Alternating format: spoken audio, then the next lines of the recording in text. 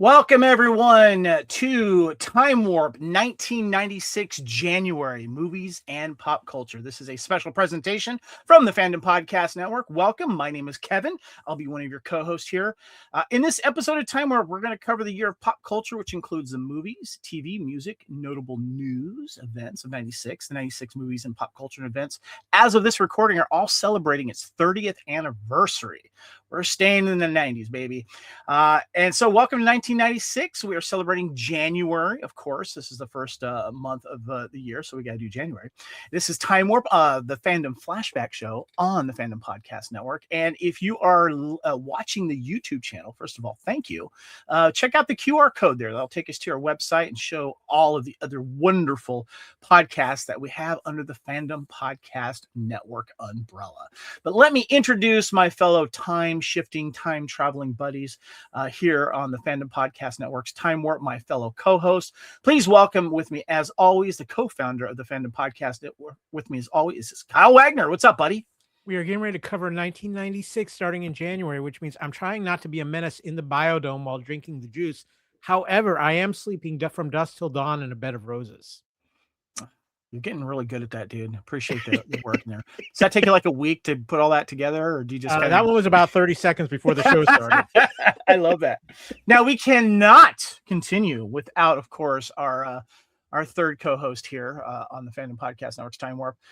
With me and us, as always, is the Queen of Movie Foo. Please welcome Lacey.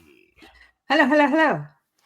And I see kitties. I see kitties. Yay. Kyle's got a few in the background. If you're watching the video, they are the other co-hosts, the other unofficial furry co-host, of course. Yeah, Here, they are the official mascots of the Fandom Podcast Network. Nice. So, guys, I want to ask you. So, when we were deciding last year, when we were covering 1990, we're like, well, we got to stay in the 90s. You know, we're in a groove. And it might have been you, Kyle, that said, we got to look at 96, man. And it'll be celebrating the anniversary in 2026. I want to kind of get you guys' thoughts about 1996 quickly before we get into it, because surprisingly, there's some good amount of television and movies that came out in 1996, Kyle. Yeah, this is 96 is a kind of a key year for me because this is about when the transition time between Alaska and Florida started happening. I was was this the time you were making the move? Is that it? Yeah, I was getting ready to make the move. Yes, so this was a key time. So some of these movies might be a little bit split between, as we get later in the year, between did I see it in Alaska or did I see it in Florida? But what I find so interesting to me about 1996 is this was a year to me that a lot of the films that we're going to talk about are ones that you maybe didn't see in the theater. You saw it on VHS because of just how it was kind of a weird year for movies. As we get into later, we have a lot of blockbusters, but a lot of these films, especially in these early months, are going to be movies that really didn't hit it until they got released in the video stores, because we were still in a bit of the height of Blockbuster and the video stores in 96. Yeah. We're a good 5 years out before they start kind of fading away a little bit.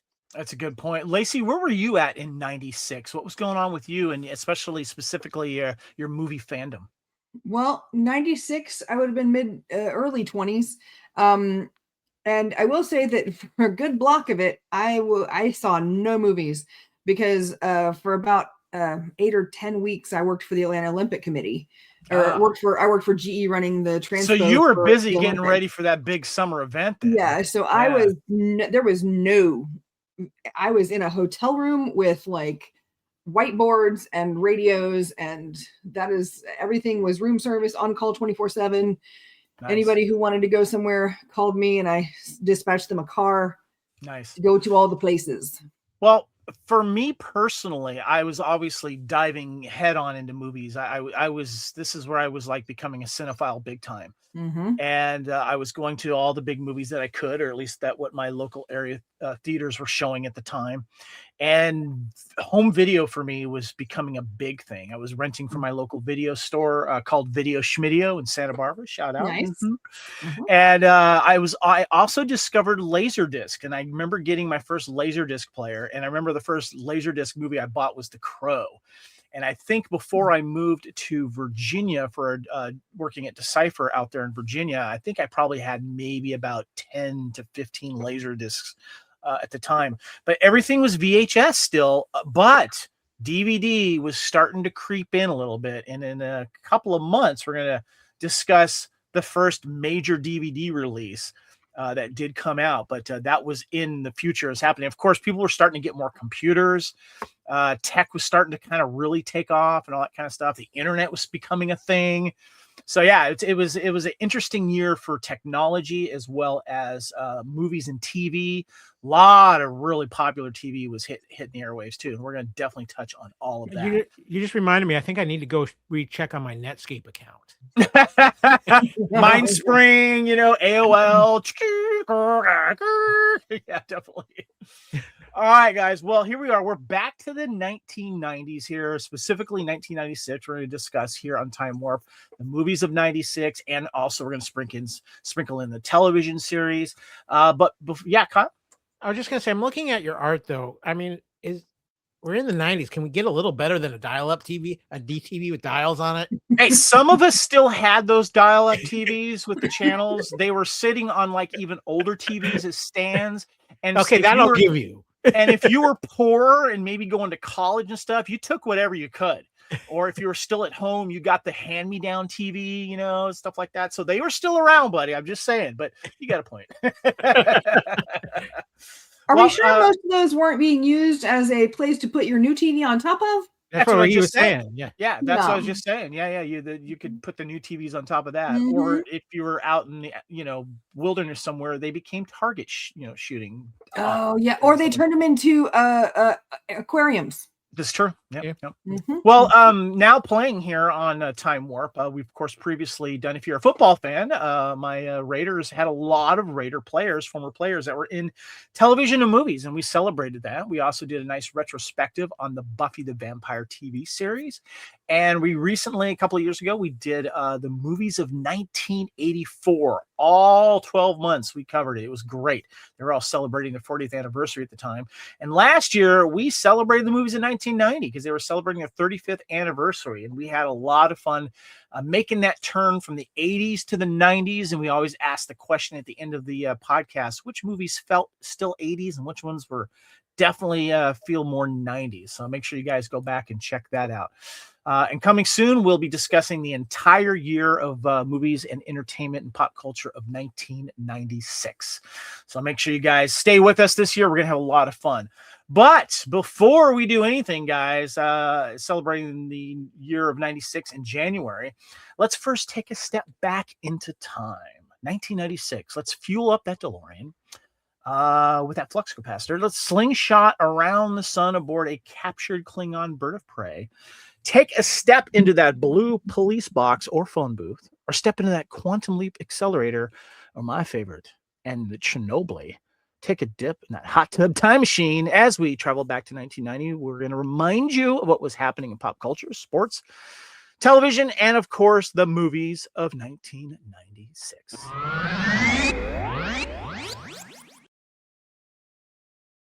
All right, 30 years ago, guys. Kyle, what you got? I'm just thinking, as we have transitioned into the 90s, really shouldn't our main time machine be a phone booth? You mean like Doctor Who-y stuff? Yeah. I'm thinking more like an excellent adventure.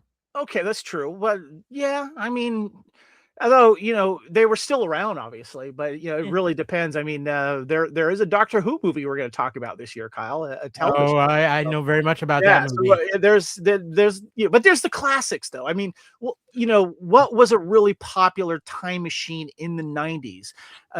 What was it? Quantum Leap Accelerator? I mean, what was I think it was the Bill and Ted phone booth. Come on. Yeah, but Bill and Ted last movie was in 1990, I think it was, because it was 88 and 90 or 91, maybe. I can't remember. Maybe it was 89. I can't remember. But yeah, I mean, we don't really have an iconic time traveling device in the 90s, do we?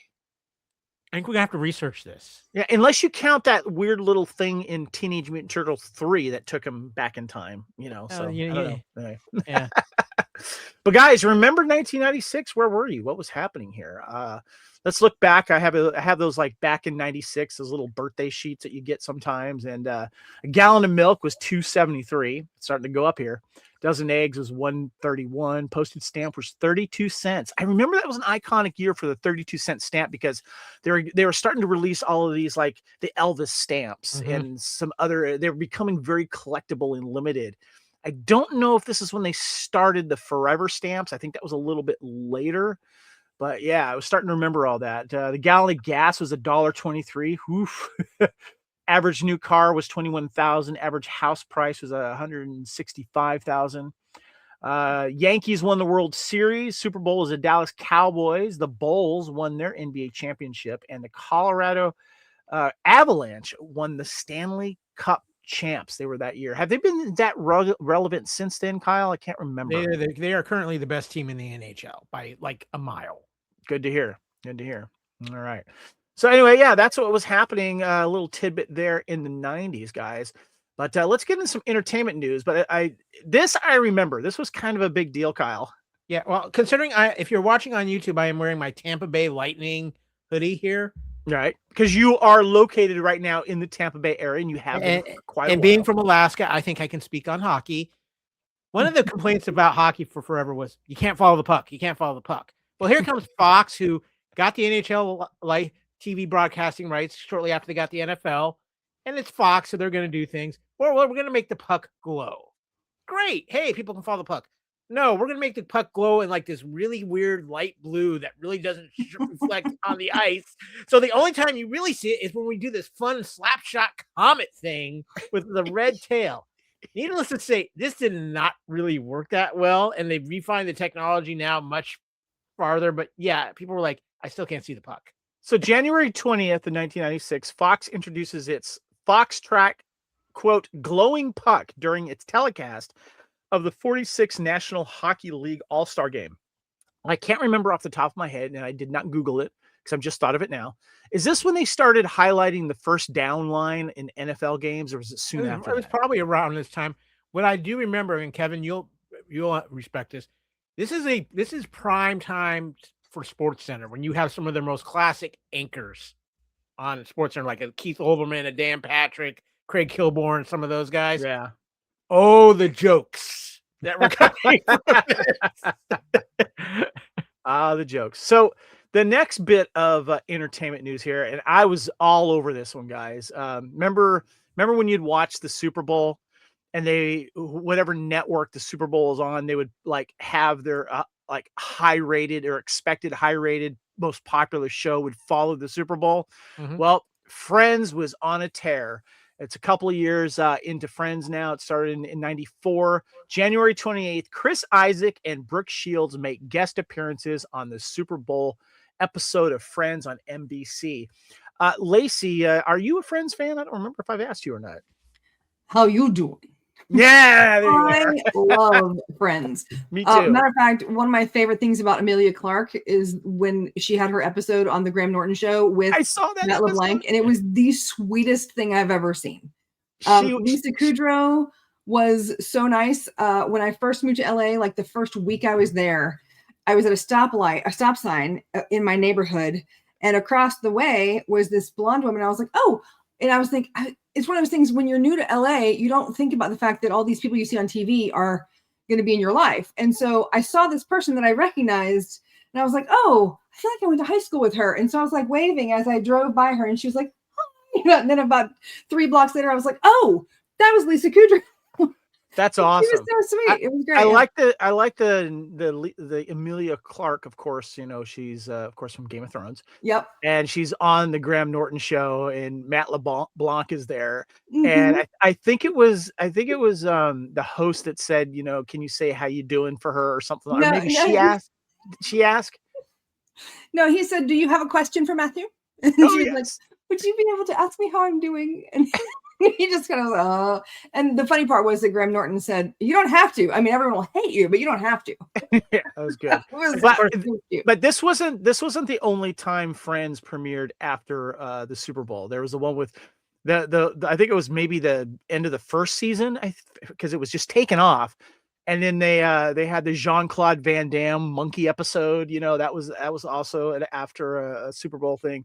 If it was on NBC, they were definitely showing Friends afterwards, and this was a big deal. And I love that Brooke Shield played this really weird stalker girl that thought Drake Ramore was real. Yeah, it was either a Friends episode, a Seinfeld episode, or an episode of ER if NBC had. Exactly. It was one of those three. Good times. All right. Well, one of the things that we like to celebrate is toys and tech, and we're going to be doing that here in 1996.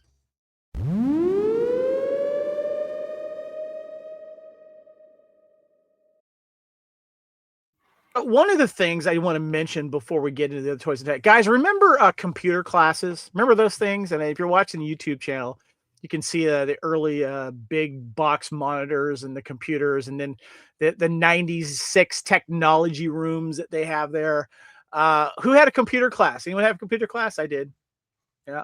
I had more like 1987 computer class / typewriter class, because you learn the typewriter stuff and then you take what you learn over to the computer. But it was like, I think they were still rocking Commodore style 64. Oh, like that. 100%. My final in my 8th grade computer course was writing the code to make the little triangle, which we called a turtle. I don't know if that's what it's actually called, but we have to make the turtle go in a circle and then a hexagon and then a triangle and then change color as it changed each shape. Yeah. That was the final. And it was like 6 lines of code, but it was Kyle, so silly. What you got? Kicker. But back then it was like amazing. All the computer labs had like Apple IIs or Commodore 64s, but all the teachers' classrooms had Macs. Yeah. At least in my school. Yeah. And so what was great though is because I was on the yearbook and the editor of the school paper my senior year, I got to work on all the Macs. So I was like, I'm not going to the computer lab. I get to work on the Macs.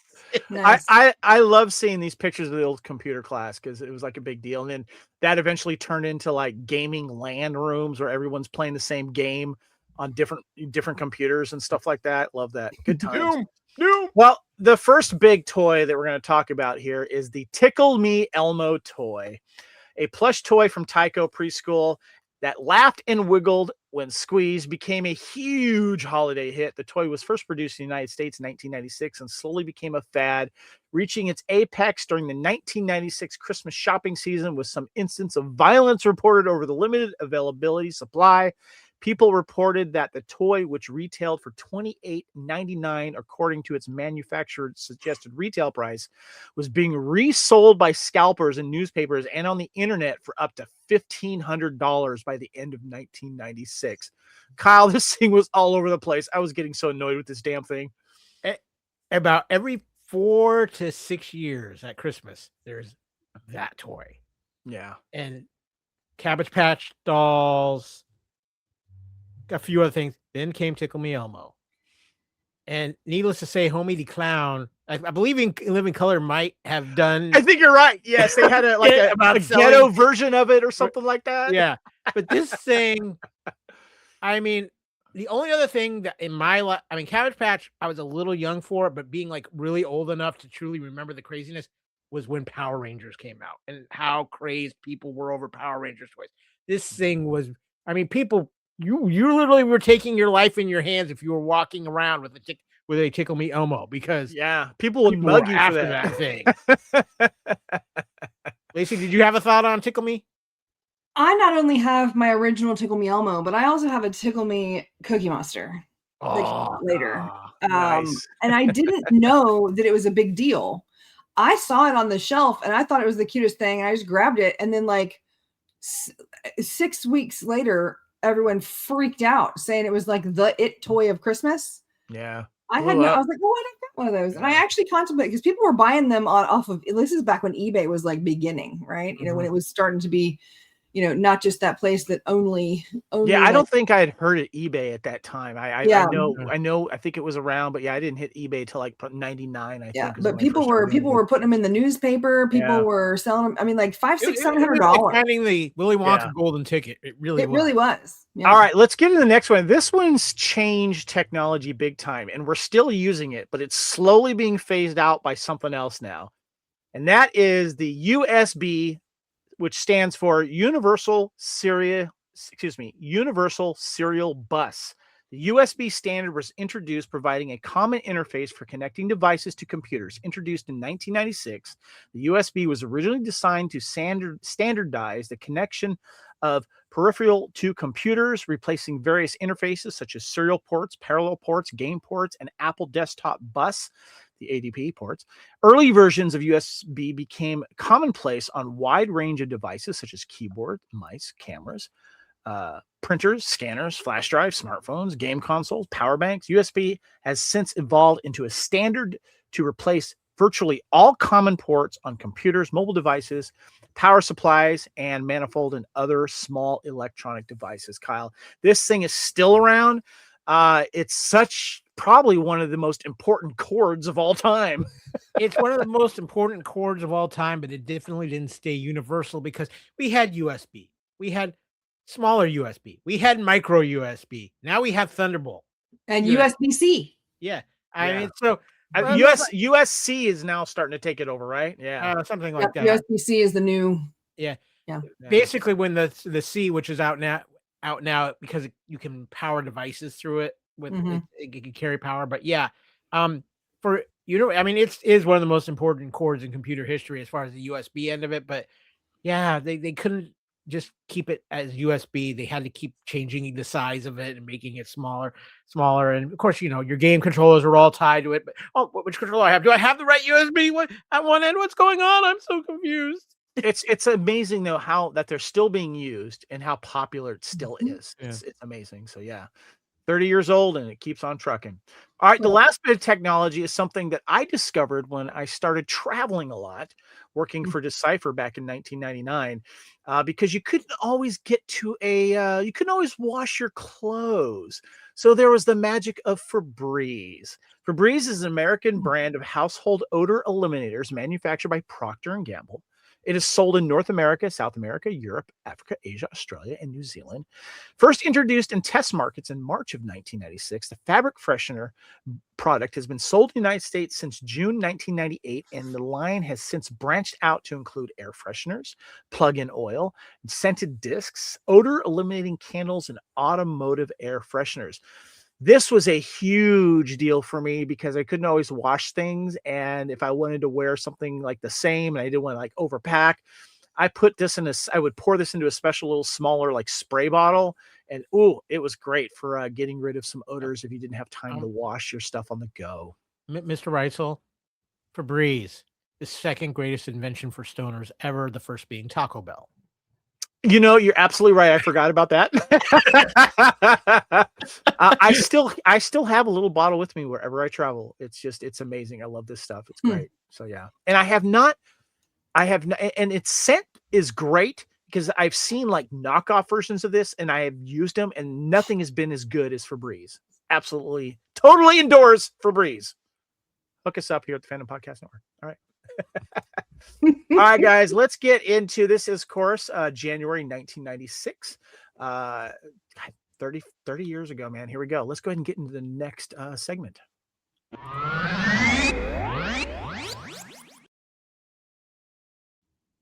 So we like to talk music in Time Warp here, and we got some music news we wanted to mention.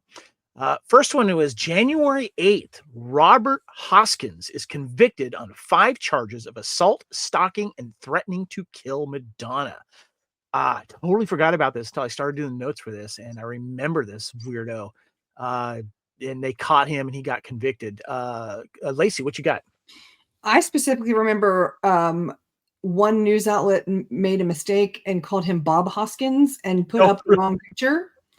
Like, I remember that vividly. The actor Bob Hoskins? Yeah, the actor Bob Hoskins. And I was like, well, that can't be right. He's just like, what? Right. Yeah. The next bit of news, I have no memory of this. This completely surprised me. Oh, Kyle, you got something?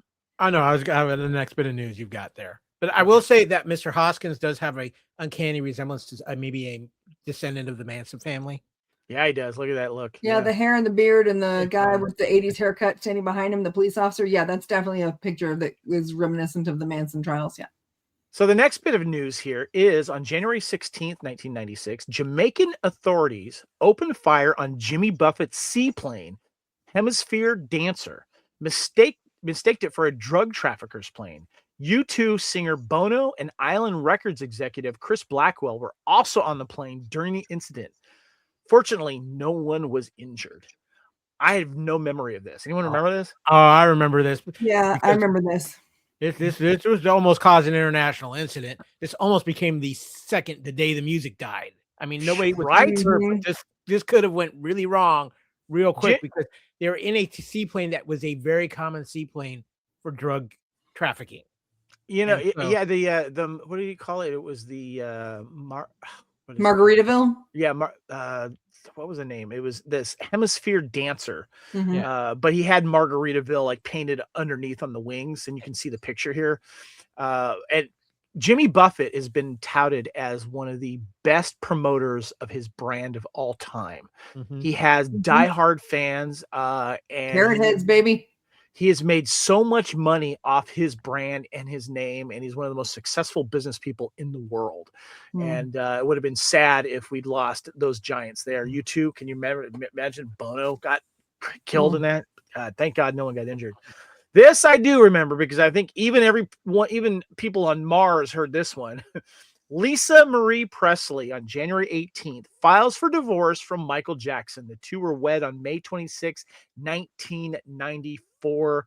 Just under 2 years that marriage lasted. It was a weird one. Of course, you had the what did you have? The granddaughter of rock and roll, or the daughter of rock and roll. It was the princess of rock and roll and the prince of pop. There you go. Yeah, what they called it. Yeah, that's what I was trying to get out of my mouth. Yeah. Well said. This is big deal, guys. Yeah. I'm just gonna say that whole marriage was one big business transaction for Michael Jackson to get his hands on the Elvis library. Yeah, and probably to maybe, I don't know. He was trying to cover up some other things at that point. Yeah, let's be honest. Yeah. It almost felt like a thing of convenience. Almost, it was weird, definitely weird. And that one video that he did that had the time. Yeah, it had Eddie Murphy, Amon. Yeah, and they were all Egyptian. It was like this Egyptian thing. Oh, that was cringeworthy. Oh my God. Yeah, definitely. Okay, guys, let's get into some top hits here on the Billboard Hot 100 of 1996. Now, as a reminder of how we do this, we discuss, we mention all the top 100, but we break it up into 12 parts. And so the first group that we have here in January from 100 to 93, starting at 100 is Don't Cry by Seal. Only Want to Be With You by Hootie and the Blowfish. 98, Macarena, Los Del Rio. The Macarena Bayside Boys Mick. There at 98. At 97 is Soon As I Get Home by Faith Evans. 96 is I Got ID'd, Long Road by Pearl Jam. And 95 is Back for Good by Take That. 94 was Beautiful Life by Ace of Base. And 93 was Hey by Crucial Conflict. I can't even remember that song. Kyle, did any of these jump out at you? Okay, so Don't Cry by Seal. Only Want to Be With You. Nobody. I think people have forgotten that Hootie and the Blowfish owned the world for about a 3-year. Yeah, they did. But for me, I look at these, and the one that always sticks in my head is whatever I said, whatever I did, I didn't mean it. I just want you back for good. Take that. I want you back. Wow. You are actually mentioning a British pop band. I like that. Yes. Robbie Williams. Okay. Take that. Well, we'll be discussing that later. So yeah, that's a good call. What about you, Lacey? Do you remember any of these songs? Okay. I feel like for those of you that don't know, Lacey's not an expert on the music part of the genre, but she does remember some things. Yeah. But I feel like wasn't Don't Cry in like I feel like it was in like the Three Musketeers or some sort. I feel like Rebecca De Mornay was in a video of it or something from that time period. No, that was Heidi Klum. It was because Seal used to be married to Heidi Klum. Right, but I don't know. I don't know. I feel like it was in a movie soundtrack, but I could not tell you anything about it. I feel like I know it, but I don't. Macarena is the one with the you know, that's Hey, that's right. Macarena. Yeah, okay. Then I know that one, but I don't know that I could. I would guess you would know Only Want to Be With You if you heard it by Hootie and the Blowfish, because that thing was all over the place. Macarena was everywhere, and it had the easy dance that you would do, Yeah. and because the video would show you how to do it. Mhm. Beautiful Life by Ace of Base. Ace of Base was like huge in the 90s, and Mm. they had several hits. I remember that one as well. So yeah, good stuff. Okay. All right.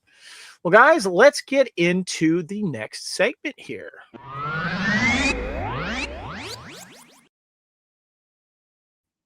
We're going to get into the television shows of 1996, and we have several that debuted in January of 1996 here. I'm going to go ahead and mention those here. So remember when Montel Williams had a talk show? Well, before that, he was acting. And one of them was the TV show that debuted on January 3rd, 1996, called Matt Waters. Meet Matt Waters. He's an ex-Marine turned teacher who rules the classroom with an iron will and an open heart. Matt Waters. So yeah, it's basically he starts a job teaching in an urban prison-like New Jersey high school after military retirement. Nicole and Charlie are fellow teachers who help Matt smooth his rough edges as he tries to reach disinterested students. Starring Montel Williams, Kristen Wilson, and Richard Chevrolet. I just want to say Michelle Pfeiffer did it better. Yeah, I know, right? I was gonna say, like, you've got, I mean, there's so many at the time. The Substitute, The Principal, Stand and Deliver, Dangerous Minds. Like, this was not fresh, and it was not going to work. Well, Like, I have no memory of this show, so yeah, definitely yeah. it didn't last. Did I say how many? I can't remember how many episodes, but it did not last long at Kevin, all. it really doesn't matter because there's only one show on this list that blows all the others out of the water. Well, the next one is Third Rock from the Sun, debuts January 9th, 1996. A group of aliens is sent to Earth disguised as a human family to experience and report life on the third planet from the sun. Of course, John Lithgow, Jane Curtin, Kristen Johnston, several others. Of course, we had William Shatner as the big giant head leader. Yeah, huge hit. Love this series. I own the entire series on DVD. Lacey. This is where we learned that Joseph Gordon-Levitt was going to rule the world one day. Yeah. So, Yeah. and what's funny is Joseph Gordon-Levitt was actually the person in charge of this group, but he made the mistake of becoming the teenage kid. Yep. And I think this is where he met his girlfriend of many. Wasn't Larissa Olenek played his girlfriend on the show, and then they did Things I Can't Hate About You together, and then they did it for years, I think. Yeah. Next we have, and I have no memory of this show. It only lasted 12 episodes. It was called Champs. It was Tom and his buddies won a state basketball championship and spend their time reliving that glory time. Tom is a chauvinist. Vince is a womanizer. Herb is a doctor. Marty, a divorcee. Their wives and children tolerate their childish antics. Stars Timothy Busfield, Ashley Crow, Kevin Nealon, just to name a few. Well, you have to name Paul McCain in that because he recovered nicely from his acid burns in RoboCop. Yes, and he will then eventually find his demise in ER. Oh yeah, he does not like helicopters. Yes. Well, and things are not going well for Mr. Busfield these days. He's currently on trial for touching people. This is very true. The next one I have no memory of, but man, hell, I would have watched it. Maybe it was just 96. I wasn't watching every television show, and I was doing the stuff with the band. But I love this one. This one is The Lazarus Man. Lasted 22 episodes on TNT, debuted January 20th, 1996. A former bodyguard of President Lincoln digs his way out of a grave, but has amnesia. He gets involved with a group of Civil War veterans who want to assassinate General Ulysses S. Grant. Stars Robert Ulrich, Isabella Townsend, and Wayne Grace. Now, I got a little bit of trivia on this. TNT renewed the series for a second season, but the series production company, Castle Rock Entertainment, decided to cancel the series after Robert Urich was diagnosed with cancer. Urich insisted that he was still able to work and sued Castle for a breach of contract. The lawsuit was eventually settled. Do you guys have any memory of this show? I do have a slight memory of this show because this is when TNT was just throwing TV shows out left and right and seeing what stuck to the wall. And my family, we were huge Spencer for Hire fans, so we would watch anything that Robert Urich did. I mean, he's amazing. And also, he was in one of my favorite body swap comedies of like early on with Keanu Reeves. Which one? It's called Teenage Dream or 17 Again, depending on where you buy the DVD. I have not seen that. I gotta check that out. Well done. Yeah, Cool. not to be mistaken with the 17 Again with Zac Efron. Yeah. The next one debuted on the WB. It went for 35 episodes. January 31st when it debuted. It was called Savannah. And one of the posters says, "And you thought Monday night was dead." Zach Savannah. Morris timeout. Zach Morris timeout. I mean, it's the 90s. Do you want me to at least give a little description of it first? Oh no, I please let me handle this. Okay, you got it. I love this show. I watched every episode of this show for two reasons, but it follows the lives of three best friends, Reese, Peyton, and Lane, who grew up together in Savannah, Georgia. The WB was very fresh still when this came out. We were still in the early ages of Dawson's Creek and a few other things. But if you were a red-blooded American male, the minute you saw the trailer for this, you already knew who Robin Lively was. Teen Witch. Yep. And a lot of other things. But this is the show that brought us the ravaging Jamie Luner. And she was the Heather Locklear vixen like this for the 90s. In fact, she even did Melrose Place for a couple. She's a redhead. And a redhead. But yeah, this show was crazy. It pushed the envelope for the time. They weren't shy. And yeah, WB milked this for about all they could get out of it until it moved on. But it launched a few careers in here, and like I said, it gave us Jamie Luner. And that's so awesome. Robin Lively, Jamie Luner, Shannon Sturgis, Ray Wise, and Beth Toussaint. For Star Trek fans who don't know who that is, that was the actress that played Tasha Yar's sister in an episode of Star Trek: The Next Generation after Tasha Yar had passed away. And so I actually have no memory of this show, and this is sad because I would have watched the show, Kyle. Now I'm writing it down because I want to see if maybe Tubi or Pluto has it, because I don't have it and I want to watch this show now. Okay, so Kevin, here's how hot Jamie Luner came out of this show, because everybody was talking about her on the show. She was so popular following the axing of the show and the cancellation. Aaron Spelling created a role of Lexi Sterling for Melrose Place just so he could cast her on Melrose Place. I do remember that now. Yeah. Lacey, do you have any memory of Savannah? Oh yes. I feel like it was right on the it was on the cusp of Melrose Place and 90210 and all that, and they were trying to do like a steamy sort of thing, as is, look at the picture if you're on the video instead of the audio. Like, I mean, it's supposed to be very, body double kind of, Right. sultry and whatever. But I don't know that I ever watched it. I knew that I saw the trailers for it, and I was just like, oh y'all, because some of the accents, not Savannah has a very specific accent, and if you're from Georgia, it is unmistakable. And if you are not from Georgia and you are trying to make that, like, I'm not from Georgia. I don't care. It had hot girls in it. Kevin, before we move on, I have to do the proper thing. Time in. Okay.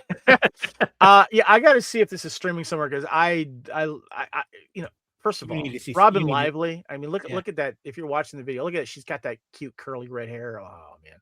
Okay, so I'm going to do a little rapid fire for the rest of the TV show. So so we can make up some time here, and then you guys can kind of go back and pick and choose and talk about. So the next one that we have here, guys, is we have Moesha, which ran for 127 episodes on the UPN. Teenager struggling to come to terms with everything life throws at her, starring Brandy Norwood, William Allen Young, Marcus T. Polk, Countess Vaughn. Next we have, and I didn't watch this show, I remember it because I didn't have HBO, and I would have if I could. Tracy Takes On. Tracy Ullman had her own HBO show. January 24th is when it premiered. Went for 50 episodes. Tracy Ullman takes on different topics of each one. Of course, Tracy Ullman and Alistair Duncan and Julie Kavner were were the co-stars on that one. I remember this show didn't last long. We had January 31st, the Louie Show, only lasted 6 episodes. Comedian Louis Anderson, of course, and Bryan Cranston and Laura Innes co-starred in this, and it was only canceled after 6 episodes. And if you were a fan of Alien Nation, we had the Alien Nation Millennium TV movie that premiered on January 2nd. It's December 1999. Alien Nation Millennium Detective Sykes and his alien partner George Francisco investigate a deadly mind-altering artifact being used by a charismatic newcomer to lure followers into a dangerous cult. Of course, starring Gary Graham, Eric Pierpoint, and Michael Scarabelli. And so, yeah, that is it for the remaining shows that premiered in January of 1996. Lacey, any of these other ones pop out at you? Not really. I think 96, it's pre-streaming and it was kind of pre-DVR, and I was never one for videotaping because let's just put it this way, my VCR blinked at noon, 12 o'clock. I never set the alarm. Like, I never set the time. It is technically against the law to set your VCR clock. There you go. That's just sad. Kyle, which one of these recent ones that I mentioned that jump out at you?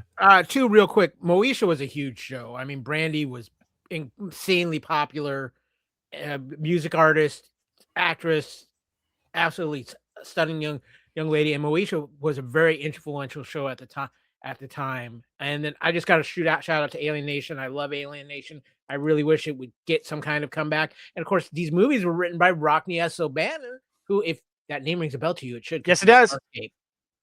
Say it again, Kyle. He wrote Farscape. Farscape, yes. He was like the main creator. So, yeah. Shout out Rockne S. O'Bannon. All right, guys. Well, we have one of the things that we'd like to do before we wrap up the television segment of this podcast is we take the top 30 of the most popular high-rated TV series, and we sprinkle them out throughout the 12 episodes that we're going to do throughout this year. And we have a couple that we want to highlight here, top rated, sharing like around number 30, I think some of them had ties as well. And the first one is Dateline, guys. Dateline was one of the more popular ones here. Fridays on NBC. Lester Holt is one of the main guys. It's been, I think he's been on most of the episodes with Keith Morrison and Andrea Canning, long-running news magazine investigation series. And I remember this show very well. Sharing that number 30 spot was Sybil. I remember watching the show for particular reasons. A struggling middle-aged actress attempts to make a career for herself while surrounded by her hard-drinking best friend, Marianne, two former husbands, and her two daughters. Creator was Chuck Lorre, and stars Sybil Shepherd, Christine Baranski, and Alicia Witt. Kyle. Love Alicia Witt so much. Kevin, I think one of your reasons is Alicia Witt. You're killing me with the redheads this month. Alicia Witt, I was crushing hard on her during this show, and I'm sure a lot of people were. You've given me Robin Lively in her redheaded days. You've given me Jamie Luner, and you're giving me Alicia Witt. Kryptonite is kicking in here, guys. Speaking of, the grand piano in the living room set was more than there for aesthetic decoration. Alicia Witt, who portrayed Zoe, had been a child prodigy and is frequently shown playing the piano, minus offstage dubbing during the run of the series. Lacey, you mentioned that you are also a fan of Alicia Witt. I love Alicia Witt. I don't know that I watched Sybil when it was out. I watched Sybil after I did a movie with her daughter. In like 2000 something. And so I had kind of gone back into watching a bunch of stuff because Clementine she was great. She's a friend. And so I had started going back and watching like Old Moonlighting, all this kind of stuff. And I found Sybil and it was so much fun. But Alicia Witt, I think I saw her first. I think I recognized her first because I hadn't seen her in a while. And she has an amazing run on Justified, where she plays totally against her usual super sweet, innocent. Yeah. Probably the most recent thing we might have seen her, though, in Lacey was our rewatch of Friday Night Lights. Yeah. She also had a several episode arc of 2.5 Men, where she was a scorned ex-girlfriend and former teacher of the kid in that series. And then she's been in several Hallmark films that I've seen her in too. So yeah, I'm a big fan. I believe she had some Twilight experience too. Really? Well, I also love, we got to shout out Christine Baranski because that woman is amazing. I want Christine Baranski and Allison Janney to do a play or a movie or something where they play either siblings or like worst enemies, because it would be the best show ever. That's a great idea. I love that. Yes. All right, guys, let's move on to our Time Warp 1996 January segments here. This is the Fandom Flashback Show, Time Warp, here on the Fandom Podcast Network. And we like to celebrate the celebrity birthdays born in January of 1996. And several of those, first of all, Florence Pugh. She is born in 1996. Oana Gregory, actress for Crash and Bernstein. Dove Cameron, actress for Liv and Maddie, Agents of S.H.I.E.L.D. I remember her in the Descendants series as well. Great singer. Caitlin Sanchez, voice actress for Dora the Explorer. Sarah Gilman, actress for I Didn't Do It. Sammy Gale, actress for Blue Bloods, Milo Murphy's Law. And Brendan Lemasters for Men of a Certain Age and Betrayal. There we go. We also like to celebrate film debuts, and we pick a few at a time during each of these monthly recordings here. And Wes Anderson, the director, was also acting in his debut movie, Bottle Rocket. Michael Angarano, childhood Angarano. Thank you. Thank you. Will Arnett was in Close Up. Carlos Bardem was Not Love, Just Frenzy. And D. Bradley Baker was in Space Jam. Of course, we know D. Bradley Baker nowadays for voicing all the clones in all the Star Wars animated series. Wonderful, talented voice actor, D. Bradley Baker. There you go. All right. I think it's time we start talking some movies, guys. Let's get into the movies of 1996, January.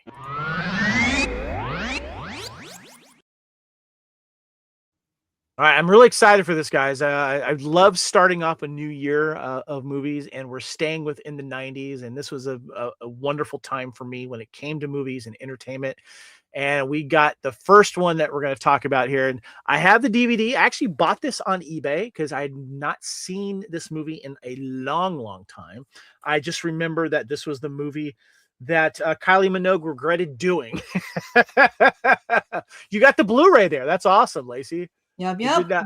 I think that one's hard to. Is that one hard to find now? I can't remember. It's funny. I had this on DVD on a VHS, and for some reason, when you switch over because I sold my whole collection of VHS before I started with my DVDs, and I could have sworn that I bought this on DVD because it's so 90s, right? But I went to go find it, and apparently the DVD is harder to find than the Blu-ray. Really?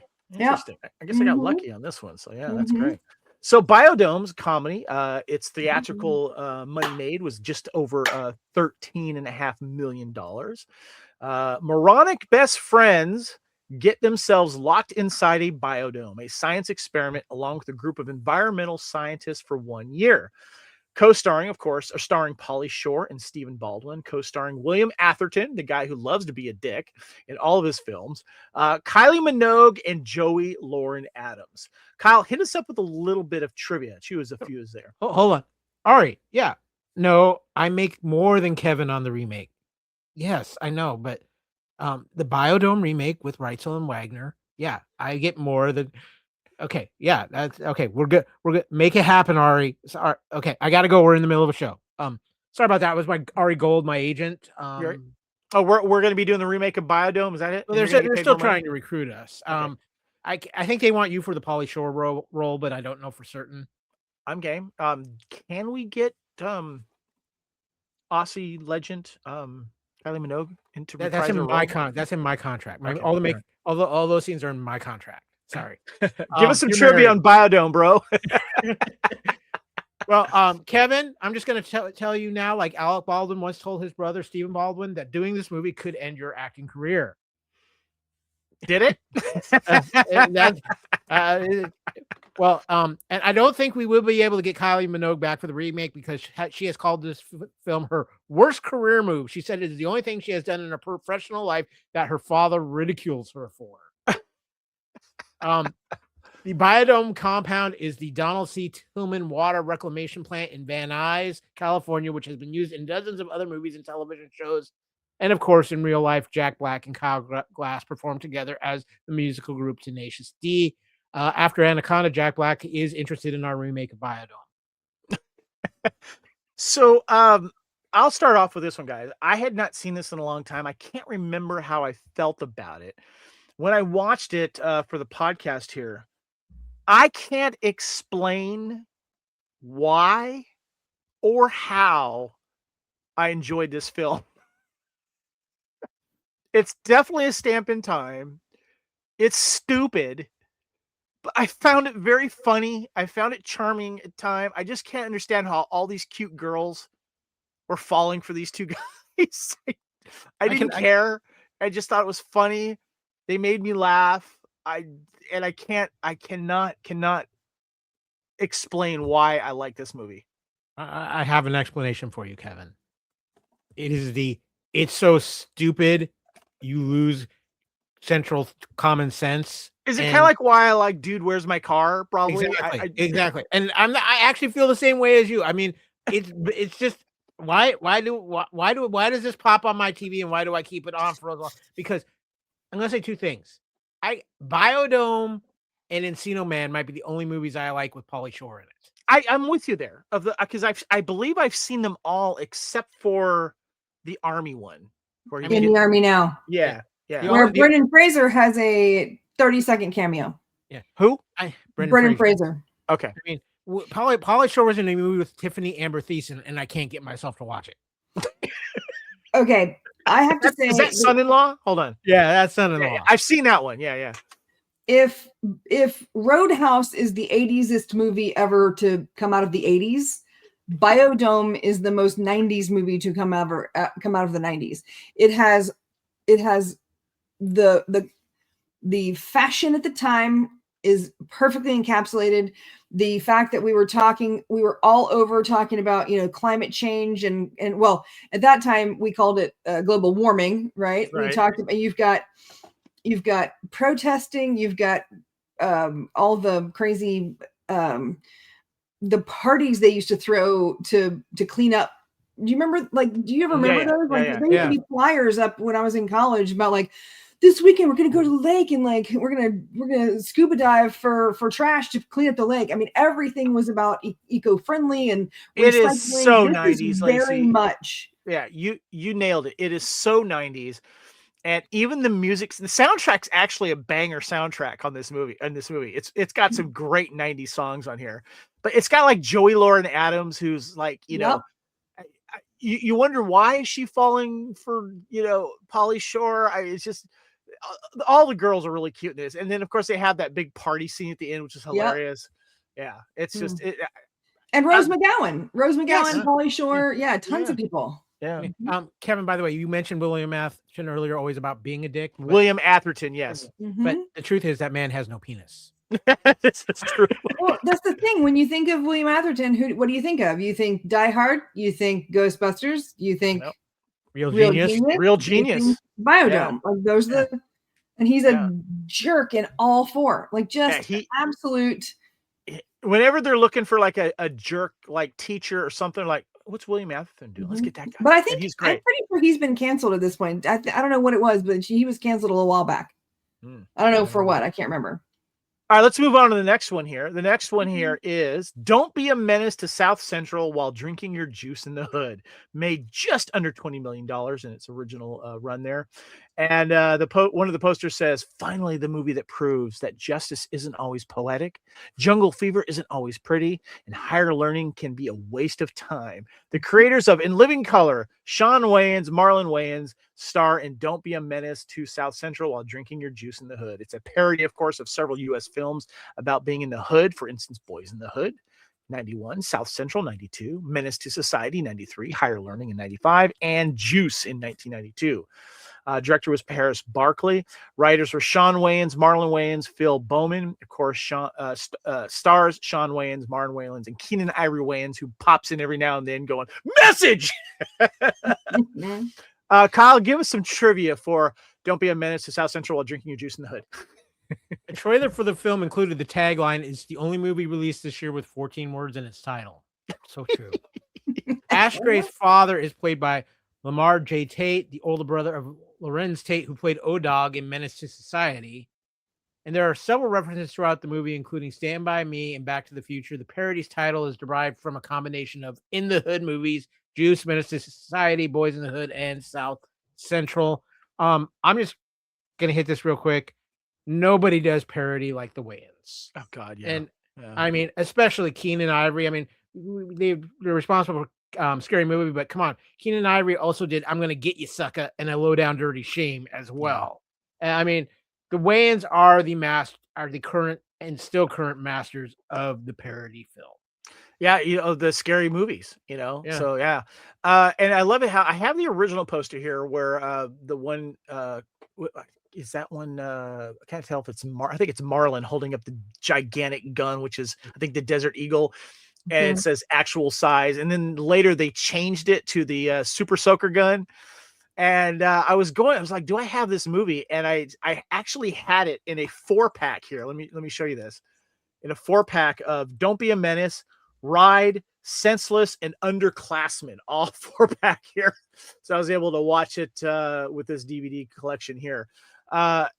This movie's rated R too, because there's like obviously harsh language in it. And I've seen all of those, in the hood movies. They were all, Menace to Society, I think, was the most grittiest one of them all. That one was like a wake-up call. Juice was pretty gritty too. Yeah, Juice was good. I need to rewatch that actually. That's the one I've watched the least of. But yeah, let's be honest though. I mean, the king of those movies is Boys in the Hood. Boys in the Hood is a phenomenal film. Yeah, and that was like the first big one too, if I remember correctly. But this one it touches on all of the stereotypes of those movies. And it was very funny. And I just like the Keenan, who I guess is like the mailman. Every time there's like a message, he just sticks his head in going, message, or listen to this, or something like that. It was very, very funny. Well done. Great parody of this. Lacey, have you seen this movie? I saw it a million years ago. I remember because I watched In Living Color and they were so funny and they were just such a great comedy troupe. I don't know that I even realized that so many of the family were in one show. I didn't realize, isn't it like 5 siblings or 6 siblings? Oh, like 7. Because some of their sisters were in that group too. Yeah.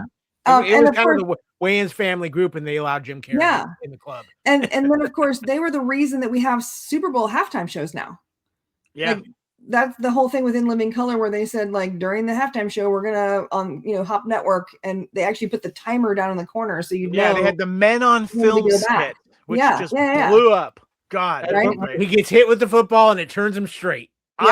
I wish people would do that again, because lately I have not want to watch a lot of the Super Bowl halftime shows, and I'm not interested in this one that's coming out this year. And I wish someone would do that and have fun with it, even if it wasn't like a parody one. So yeah. Who's this year? I don't want to say anyway. Okay.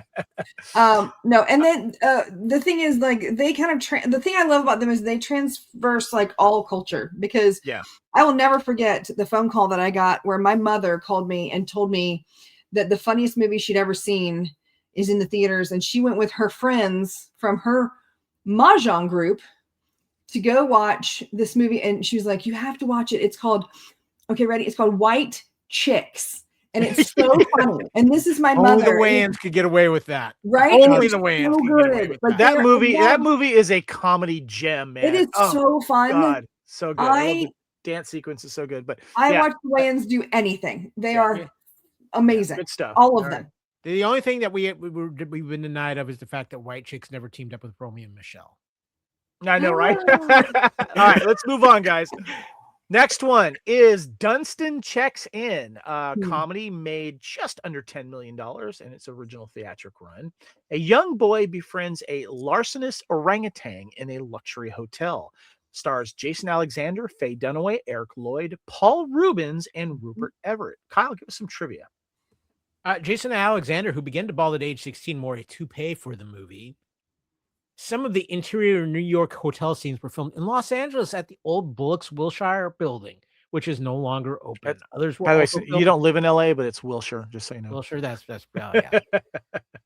You LA snobs.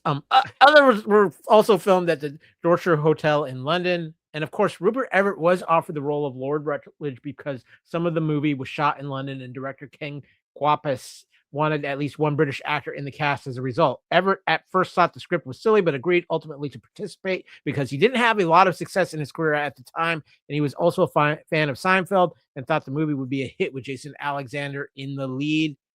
Yeah, maybe didn't work out quite that way. So I had never seen this film before. And it was hard to find. I found it on YouTube where someone took a bunch of videos together and put them in order.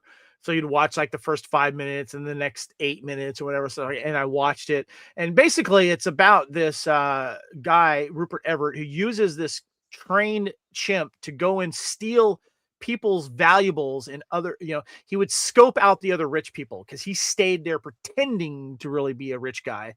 And then of course this young kid befriends him and stuff like that. And Jason Alexander is the guy I think that is like the hotel manager. Kind of silly, I can understand kids at the time liking it, but it wasn't for me. Lacey, you put your hand up first. Your thoughts? Yeah, it's basically a hotel microcosm version of the Doberman gang. Yes, but with a primate instead. I love the Doberman gang. Thank you for mentioning that. It's so good. And the kid is the owner, is the hotel manager's son, and he's not supposed to be around, but it's like school's out or something, so he has to be there during the day. And the kid sees the monkey and keeps telling his dad that something's going on, but he doesn't believe him. And so I just love this because it's one of those ones where the kid is 100% telling the truth and nobody believes the kid. And at the very end, everyone realizes the kid was telling the truth and the kid saves the day. Yeah. And he gets that like dad connection, which is such a great connection I had this in the original white VHS clamshell, the big puffy clamshells. Gotcha.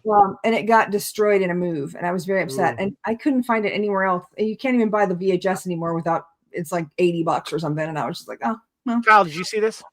I think I saw this way back when it came out on VHS release. I'm kind of weird when it comes to my monkey movies. They either need to be on a planet, their name has to be Kong, or I better be hearing the phrase "right turn, Clyde."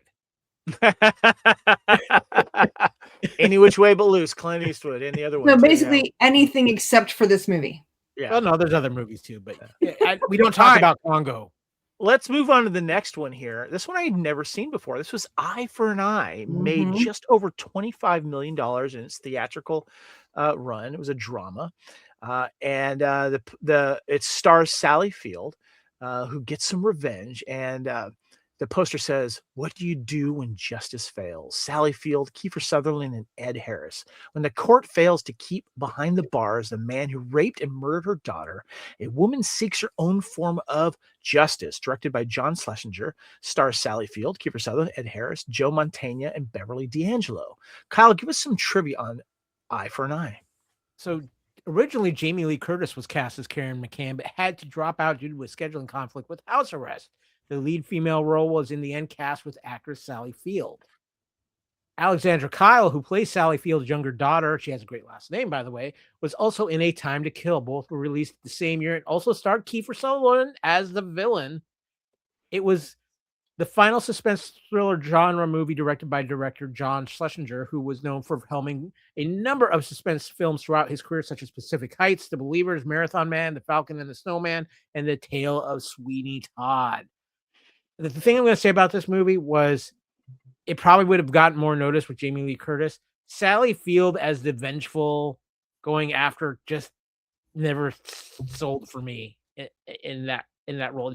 It's not a Sally Field role. Okay, so I'm gonna slightly disagree with you there. I was thinking, because I'd never seen this movie or heard of it until I was doing the notes for the show, and I actually went on eBay because I couldn't find this streaming anywhere. So I went on eBay and I found a cheap copy for like $5 or $6, and this is the one I'm holding right here in front of my hand. And I was curious. I'm like, well, the way Kiefer Sutherland looks, he's got to play the bad guy, and he is the one. And I got to tell you, when I think it starts in New York, if I remember correctly. Maybe it's in LA, I can't remember. But anyway, she's talking to her daughter on the phone while her daughter's at home because there's a party getting ready to happen, and she's in traffic. And her daughter gets attacked, and you don't know who it is, but she hears it all happen on the phone, and it's chilling. It really is. And she calls the police, and of course they find out that her daughter's dead. She can't believe it. And then Kiefer Sutherland's character is caught, but there is a procedural issue with the DNA testing, and he gets off on technicality. And of course, the police isn't helping at all. Joe Mantegna is a very inept police officer in this. There's not a lot he can do in it, but he feels bad. And so basically she starts following him around, and he catches on to this. And she is so frustrated with the police officer. And I'm just going to give a little adult conversation warning right now. I have never heard Sally Field curse before. I'm trying to remember. And she is so pissed off at Jonah Montañez Kelly. She says, "Fuck you," and then walks out. And I'm like, holy crap, I can't believe she just said that. Now, I understand what you're saying about if this was Jamie Lee Curtis, but she's done Cold Steel, or was it Blue Steel? She's kind of already been there before. Seeing Sally Field, like everyone's favorite Oscar-winning actress, "You really, really like me," was actually refreshing to see her do this role. And you can tell she really got into it. And boy, was Kiefer Sutherland a bad seed in this. And she's such a trap for him. She's such a trap for him to come to her home, and then justifiably it finds a way to kill him. And it was very refreshing to watch that happen. Lacey, have you seen this movie? Yes. This is basically what happens when this is the precursor to Taken and Peppermint. Oh, good call. Right? Okay. So the phone call at the beginning, and then the mother goes on this like quest where the thing is, I feel like this is exactly what you would have seen in the 90s, because in the 90s we were seeing still a lot of like housewife roles in movies and things like that. And so it was not going to be something where she was going to go out and train, kickboxing or something. She was going to go to the gun range. She was going to learn how to, handle a weapon. She was going to learn how to track somebody, things like that. It was more specific back then. And you switch it to now, or 10 years ago when Peppermint came out, same scenario. She goes into like full on kung fu mode, goes into training, and then goes after the people. So I feel like that's kind of the perfect 90s version of that story. I think you're right though, Kyle. If it was Jamie Lee Curtis, I think it would have been a bigger hit. Yeah. I just think because people just couldn't picture Sally Field in that role. But I think for, a movie that made almost $27 million, and I'm assuming it was a cheaper budget. I don't know what the budget of this movie was, but I got to give it up for Sally Field. She was really good because she was smart, she was, trying to figure out where he lived and his pattern and everything. And I thought it was actually kind of cool. It was a good little thriller, and I enjoyed it. So, yeah. All right, guys, let's get to the next film here. This is Lawnmower Man 2 Beyond Cyberspace. Made not a lot of money, just around $2.5 million. It was a sequel, of course, to the original Lawnmower Man. And the title goes, they thought they had destroyed him, but the simple gardener turned super killer has found a way to reboot himself in Lawnmower Man 2 Beyond Cyberspace. Directed by Farhad Mann. Stars Patrick Bergen, Matt Frewer, and Austin O'Brien. Kyle, I got thoughts about this because I watched Lawnmower Man 1 and 2 back to back, but give us some trivia first, please. Austin O'Brien is the only returning cast member from the first film. Gee, I wonder why. Director Farhad Mann found himself locked out of the editing room by the producers who wanted a film which would appeal more to their target demographic, teenage boys. Can be viewed as a standalone movie, as it seems to ignore the events of the first Lawnmower Man that Job had already transferred himself into virtual reality. Kevin, I know you have thoughts, but I have to weigh in on something here. The fact that this movie was even made because of, not even because it's a bad movie, but because of the controversy and what the Lawnmower Man, how that movie changed Hollywood, because that was... Okay, hold on real quick. Just to let people know, this is based off of a Philip K. Dick novel, right? No.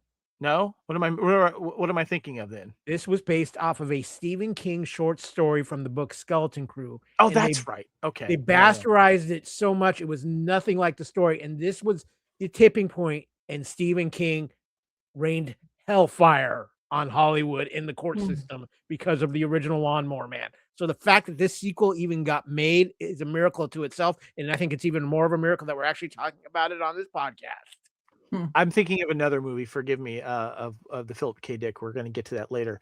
So I had never seen this sequel before. And I had seen Lawnmower Man. I remember when that came out in the theater, I watched it. And I thought I liked it. Jeff Fahey is the Lawnmower Man. Pierce Brosnan, of course, is the man behind the technology. And yeah, basically, Pierce Brosnan character is recast with Patrick Bergen, and Jeff Fahey is recast as Matt Fuhrer, and it just does not work. But I do have to mention too that neither does any of the early digital special effects in either of these films don't work at all. It is really cheesy, but it does touch on the virtual reality that we eventually got much better versions of it later on. And I got to tell you, the stuff that we saw, I think in Hackers, Kyle, was probably better than what we saw in either of the Lawnmower Mans. The VR in these two films is the equivalent of us playing the Atari 2600. Yeah, pretty much. So I was like, I want to see both these films because I had not seen Lawnmower Man in such a long time. I ended up finding the 2-pack here, the Lawnmower Man and Lawnmower Man collection. And it's funny too, because it was originally called Lawnmower Man 2 Job's War, because that is Jeff Fahey's character. He starts going through the transformation because he's kind of like this shy, kind of dumb kid, a dumb adult, like with a kid's mind. And then when he starts doing more of the Lawnmower Man virtual reality, he becomes buff. He becomes self-assured. And then I ended up finding Lawnmower Man by itself, like at a flea market for $1. So I picked it up because it has one of my crushes from the 80s and early 90s. And then she just disappeared. Is Jenny Wright is in this film, the Lawnmower Man. I preferred Lawnmower Man over a Lawnmower Man 2. I'm just going to say because it is not good. I might hold on to Lawnmower Man just because it has Jenny Wright in it. And anyway, but I actually thought Jeff Fahey's role was pretty good in this. And but it's just they're both cheesy. But I would prefer Lawnmower Man over the second one. I'm not going to rewatch the second one ever again. Lacey, do you have any recollection of these films? Did you watch them at all? I know that Jeff Fahey was the Lawnmower Man. I worked with him on a film. He was very sweet. That is all I know about the. I don't know. You are better off than we are. It's something about where they use technology to make people smarter or something. Basically, the concept of the original Lawnmower Man is Pierce Brosnan is a scientist who works in VR. He finds Jeff Fahey's character, who's kind of basically stunted growth mentally. He gives him all these injections of things and has him start going in VR, and Fahey literally becomes a virtual god. And then he ends up basically being transported into the virtual world. And then they like to do. Sure. Yeah, anyway. Okay. Yeah. So I might hold on to the original film for reasons, but that second one, I'm not doing that one.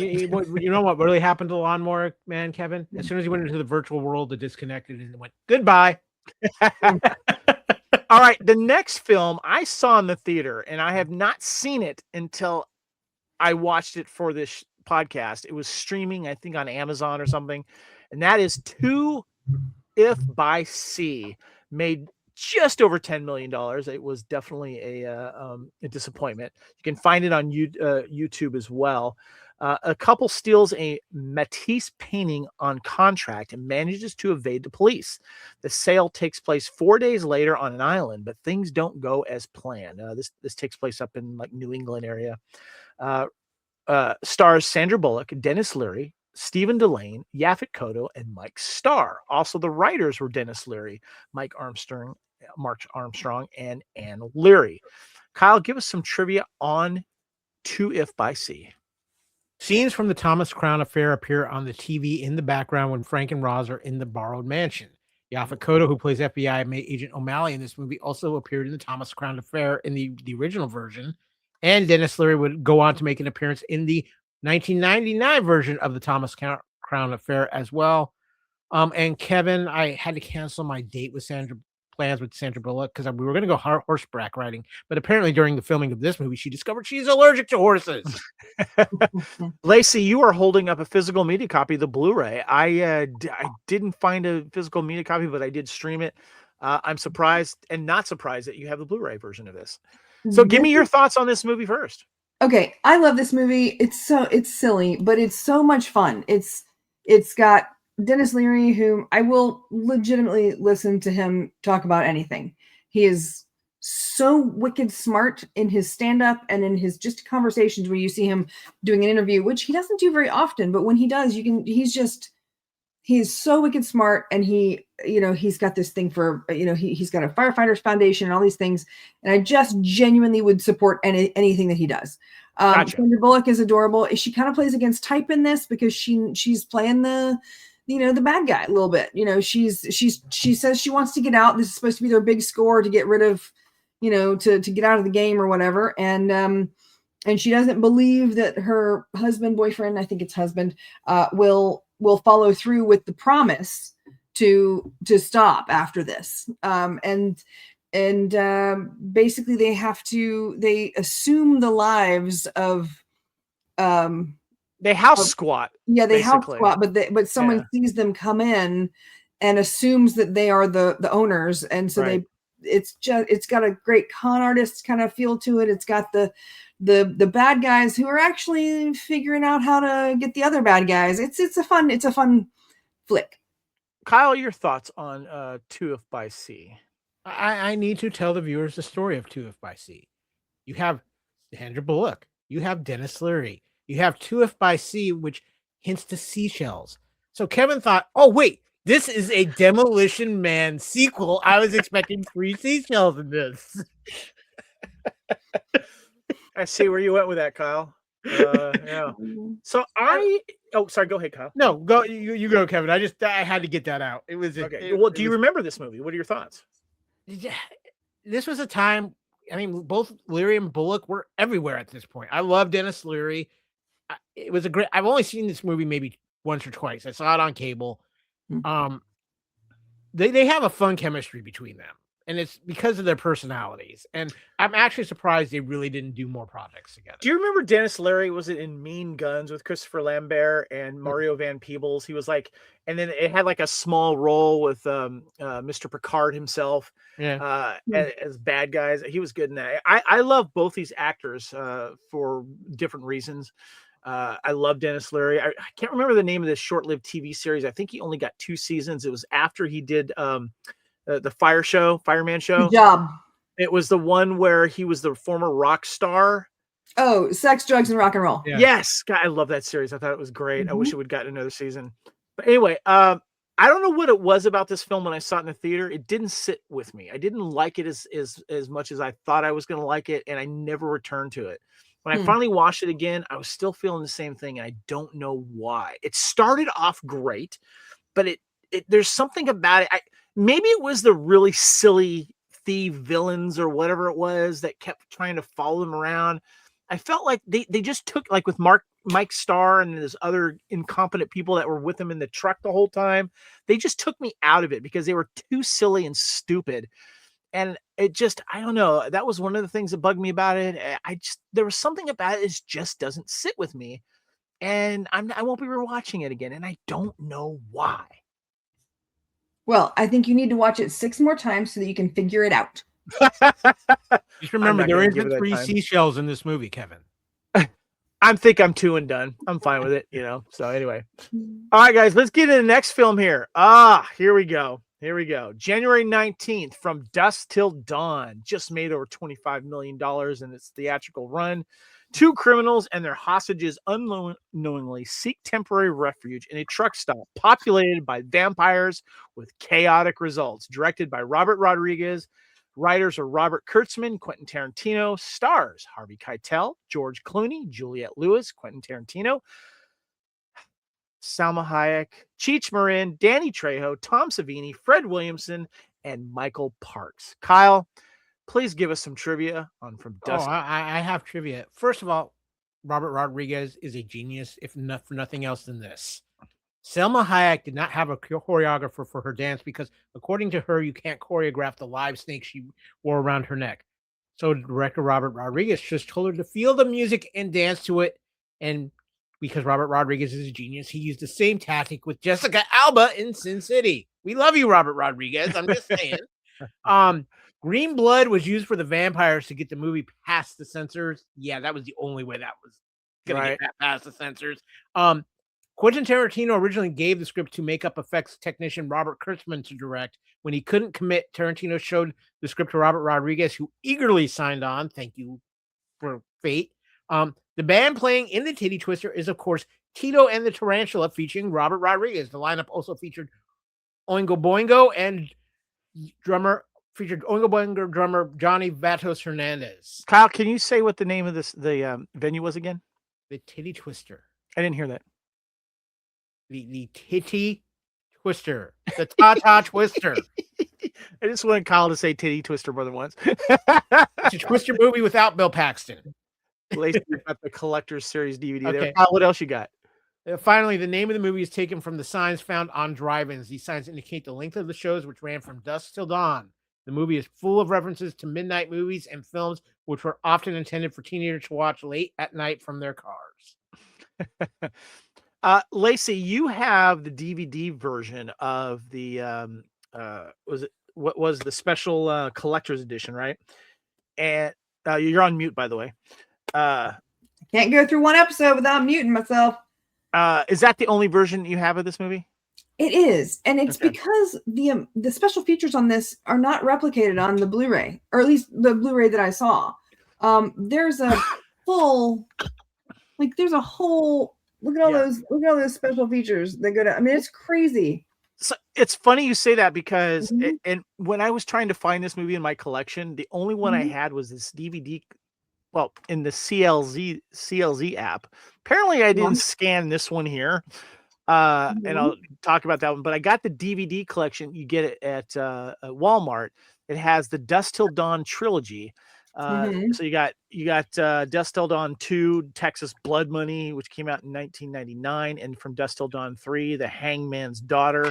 I remember seeing 2, never saw 3, but it had the Full Tilt Boogie documentary on it, which is on that DVD collection. So I ended up making this is the one this includes that DVD collection in there because I wanted to save that for the reason that you just said of the special features on it. And then I did the Blu-ray, which is kind of bare bones in it as well. And I forgot I had this because I didn't include it in there. So I ended up buying the Blu-ray again by itself. So I have a copy of the Blu-ray. Okay. So, yeah. Right on. Yeah, but there's a commentary, there's outtakes, bunch of featurettes. There's the whole the art of making a movie with Robert Rodriguez and Greg Nicotero of Walking Dead fame.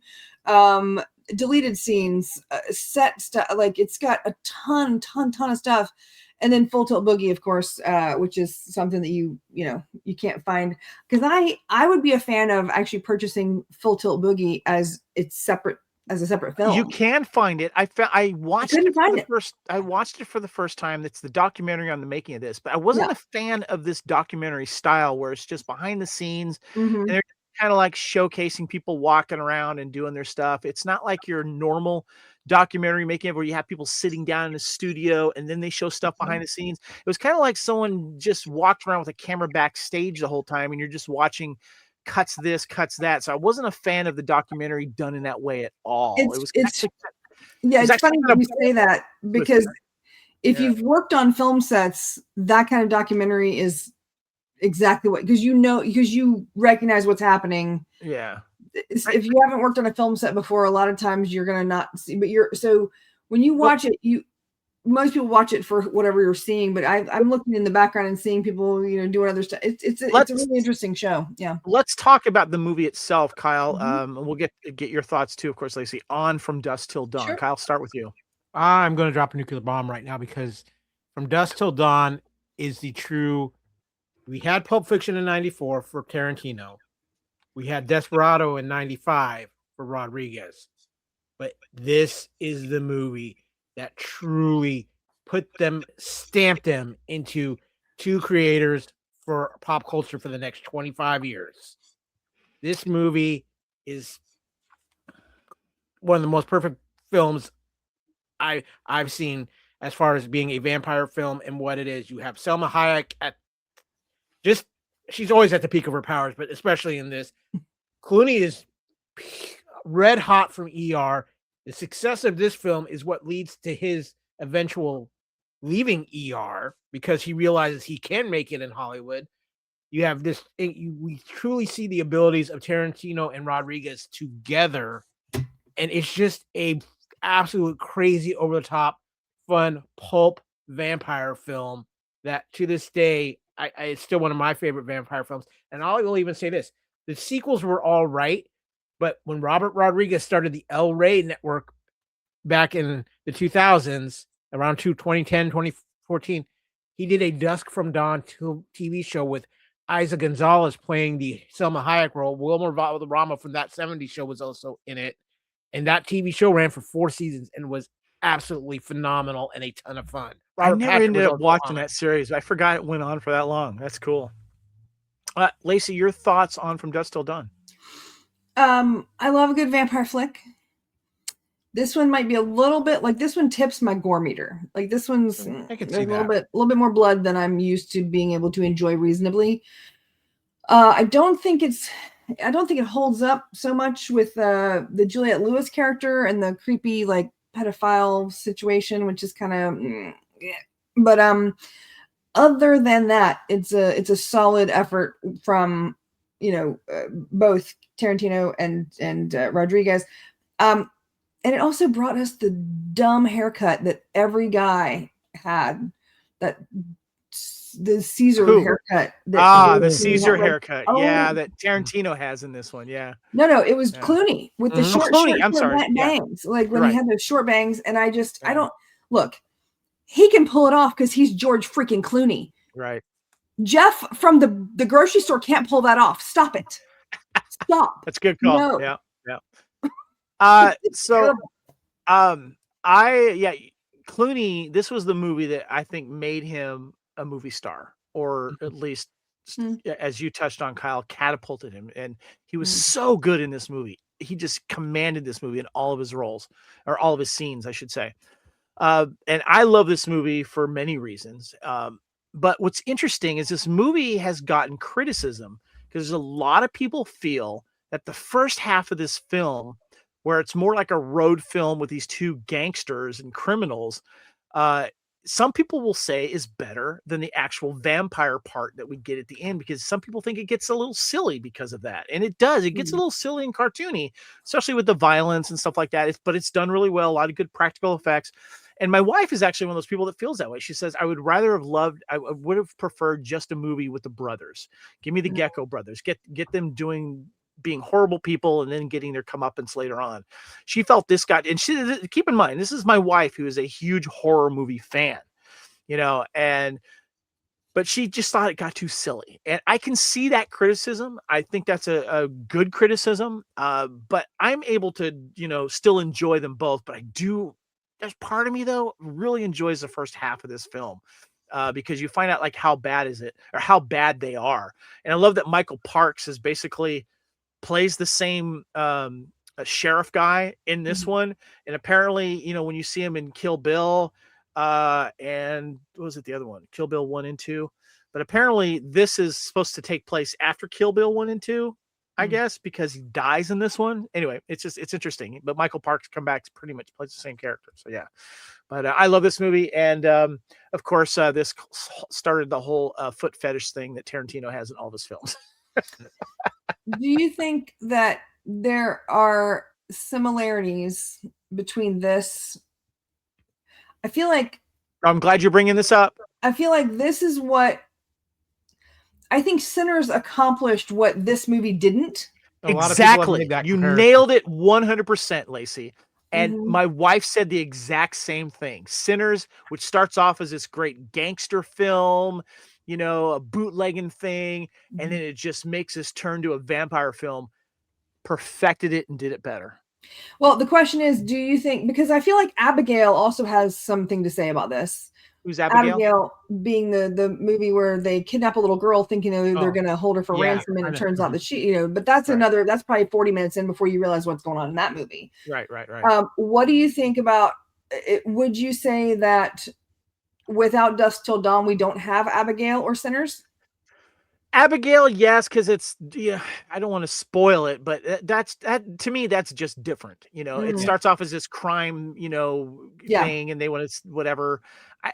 but you can compare Dusk Till Dawn and Sinners, and I'm Mhm. sure Ryan Coogler was a fan of this film, Sure. but he just did it better and did it right. So, Well, Kyle, did you have a thought? I agree with everything you said there about Sinners. Plus, I think the aspect of Sinners that really puts it, one of the big differences too, is how Sinners incorporated the music, where the music is Yeah. so integral Yeah. in Sinners and was actually the thing that attracts the vampires to them. I And tell of you course, though, if we ever did a couch potato theater from Dusk Till Dawn and we get to take a prop home, I'm taking home that corpse body guitar that's being played in the thing. I love that thing. It's so silly. Mm. I also like the fact that Tom Savini's character uses a bullwhip in this one. I think it was Yeah. great and he used it very well. All right, guys, let's move on to the next film here. The next one we got here is Bed of Roses. Just made over almost $19 million in its theatrical run. Came out January 26, a romantic drama. A young career girl is swept off her feet by a shy florist who fell in love with her after one glimpse through a shadowy window. Directed by Michael Goldenberg, stars Christian Slater, Mary Stuart Masterson, Pamela Alden, Josh Brolin, and Ali Walker. Kyle, give us some trivia on I almost said Blood of Roses. Bed are you of still thinking Roses. vampires, Kevin? Bed of Roses. Okay, a little trivia on Bed of Roses. First film directed by Michael Goldenberg as of 2017. It remains the only film he's ever done. There's an interesting Matrix connection here. Mary Alice, who is the librarian, would go on to play the Oracle in the Matrix sequels. Gina Torres is the partner of Lawrence Fishburne's Morpheus. The video game the boy receives as a present is a fictional game, but you can clearly see he is holding a copy of The Legend of Zelda: A Link to the Past from 1991, an NOA localization for Super Nintendo. Yeah, you can't disguise Zelda games. Sorry, guys. Yeah. Wow, look at that, Lacey. You're holding up the DVD there. Let me showcase that there. Okay, so there you go. You got the DVD. One of And, the old it's snap cases. It's one of the old snap cases. Okay. Yeah. So what's Yeah. funny is I had the DVD, but in sets of something else. And I don't have that one you have there because I have the Bed of Roses Pump Up the Volume double feature right here. And then I realized I had it again in this 4 film favorites romantic comedy with The Bachelor with Chris O'Donnell, Laws of Attraction, Pierce Brosnan, Julianne Moore, Don Juan DeMarco with Marlon Brando, Johnny Depp, and Faye Dunaway, and of course, Bed of Roses in a film favorite romantic comedy 4-pack. This was one of those films, Lacey, that I saw in the theater when it opened because I pretty much had, as they say, season tickets to Christian Slater films. I was going to go see him, and everything. And we're going to be talking about another one next month that he was in. But for some reason, it falls flat for me towards the end. It just doesn't pay off for me. And I don't know, there's something a little annoying about Mary Stuart Masterson's character that didn't sit with me as well. She's very sweet. She's, career-minded, doesn't want to take a lot of chances. And Christian Slater is maybe a little creepy, but very sweet too, and wants to learn more about her. What about you? What do you think, Lacey? Well, first of all, you cannot have this movie without Pamela Adlin's character, also known as Pamela Segal. She's the voice of Bobby on King of the Hill. Which what do you mean Pamela Segal? Her maiden name was Segal, not her. Her married name is Adlin. Right? Okay, she wasn't married to Steven Seagal, is what it sounds like. But her name on the back of the thing, on here it says Pamela Segal. I just remember her in Californication. She was in that TV. Oh, gotcha. Series, so yeah. Gotcha. Yeah. I think that this film would not hold up today. This is a film that could only be made in the 90s because you had 2 actors that everyone loved for very specific reasons. Each of them took the characters that they had played in previous films, or at least the archetypes that they had played in previous films, and brought them together. But you have what is in essence a film about a stalker who convinces someone to love him. Don't get me wrong, I love this movie. This does not get made today. True. This does not get made today. And also, I'm very unhappy about the haircuts in this movie. In general, Yeah. no one in this film has their best haircut. And I say that because everyone in this movie has either become hugely famous or has iconic roles in smaller things or whatever. I thought Mary's hair was not good in this. I agree with you there. She has the Sally Field football helmet from the movie where Julia Roberts dies. Kyle, Magnolia. Kyle, your thoughts on Better Rose? Do you remember this one? I remember it, but I have a rule when it comes to Christian Slater. It's a Kyle movie watching rule. There's only one romantic movie I will watch with Christian Slater, and it's opposite Marissa Tomei, and that is, of course, Unchained Heart. Nice. After that, I can't watch anything else with Christian Slater in a romantic. Is that the one where he gets the baboon heart? Yeah, because he has a baboon heart. Yeah, but yeah. That's all about crushing on Marissa Tomei. But yeah, she was cute, but I don't think I liked that movie. But anyway, okay, gotcha. He hit his apex there with the romantic movie. So yeah. Okay. All right, next film here we got, guys, and I had never seen this film before, but I did find it on DVD. I ordered it cheap on eBay. Big Bully made just over $2 million in its theatrical run, starring Rick Moranis and Tom Arnold. Big Bully, a comedy for the kid in all of us. A writer returns to his hometown where he faces the childhood nemesis whose life he ultimately ruined. Only the bully wants to relive their painful past by torturing him once again. Directed by Steve Miner, of course, stars Rick Moranis, Tom Arnold, Julianne Phillips, Carol Kane, Jeffrey Tambor, Curtis Armstrong, and Don Knotts. Kyle, give us some trivia on Big Bully. Okay, a little Big Bully trivia here. Justin John Ross plays a younger version of Rick Moranis' character, again, having previously done so in Little Giants. Tom Arnold said he accepted the role of Roscoe because the script seemed like a funny and touching metaphor on the subject of bullying. He said he was disappointed when the film underperformed and didn't turn out the way he turned out that way. And he felt that during the making of the film, Moranis disliked him and did not appreciate him as a co-star. Moranis has never publicly expressed dislike for Arnold, and Arnold says he supports Moranis and his work. The character Ben, played by Blake Bashoff, refers to his boring new town as Mayberry in one scene. Don Knotts, who plays his school principal, Mr. Cochlear, played, of course, Barney Fife of Mayberry on the Andy Griffith Show. I just got to throw out too, Rick Moranis did only one more live action film after this before he strictly started doing voice work for animation and did his retirement up until very recently. It was because his wife passed away and he wanted to raise the kids, right? Is that what it was? I think she had gotten sick and he was I believe she was sick at this time. She might have been even sick at this time because he only did one more movie live action after this, which is Honey, We Shrunk Ourselves. We'll get to that later. And that was probably fulfilled the contract for Disney. And if you look, everything after that is pretty much voice work animation. Yeah. Mm-hmm. So I had never seen this film before, and I'm a big Rick Moranis fan, and I applaud what he did personally and decided to step away from the limelight and raise his kids and stuff like that. I think that was great. And I'm so happy that he's returning for Spaceballs 2 as Dark Helmet. I can't wait to see that performance.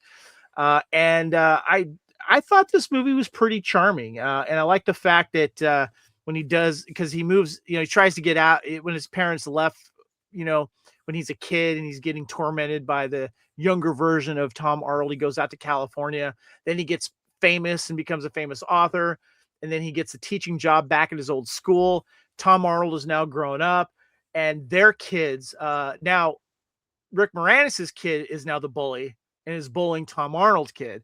And so there's a little role reversal there, but then, Tom Arnold tries to wreak havoc again because he's mad for what Rick Moranis' character did when he snitched on him when he did something bad. He had to go to a reform school. So there's a nice little role reversal there. I thought it was entertaining. I liked it. It was just good to see Rick Moranis in this role. I think it was one of those roles he was kind of, born to do. And I'm sure he was probably speaking. I kind of felt like maybe might have been something might have happened to him when he was a kid. He played this role pretty well.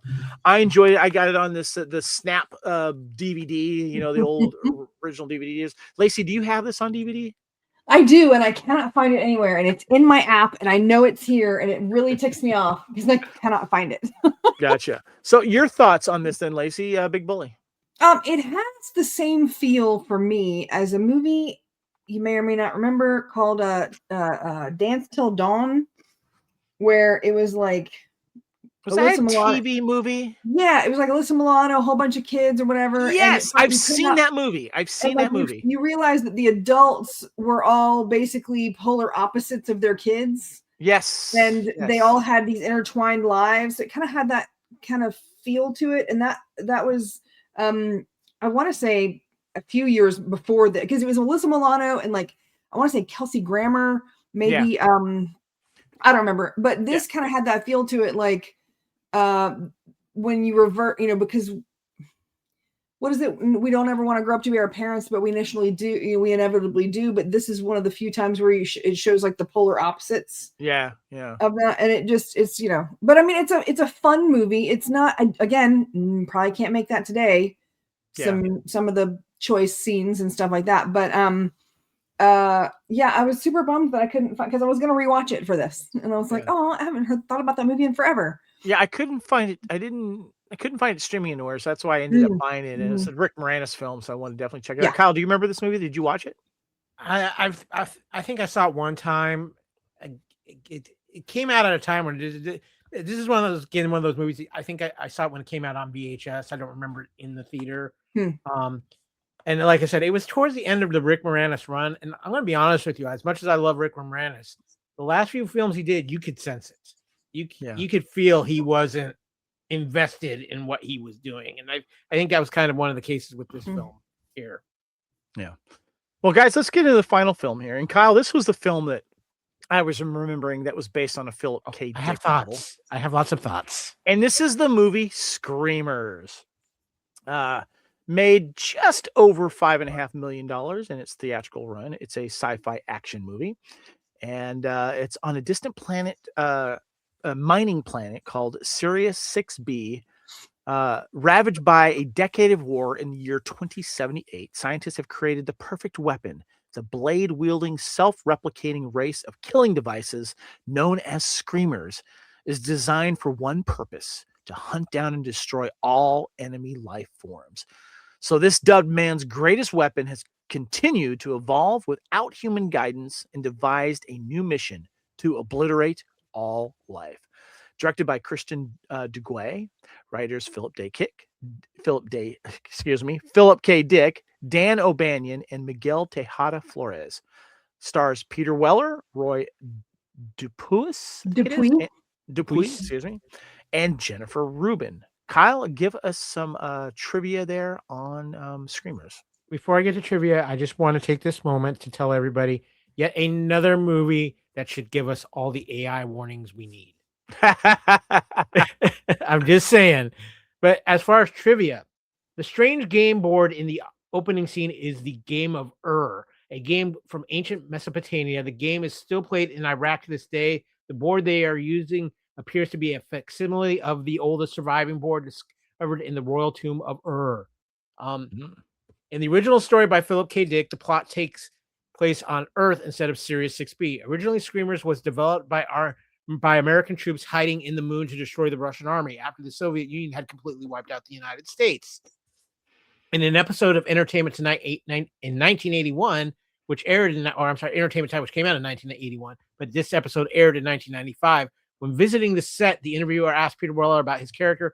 Weller, a notoriously private actor, replied, "He is paid and turns up and says the lines. That's all. No further subsequent interviews were given." Yeah. Early versions of the screenplay were titled Claw in reference to the villainous robots, which are called Claws in the original Philip K. Dick short stories. Second variety instead of Screamers. Kevin, I know you.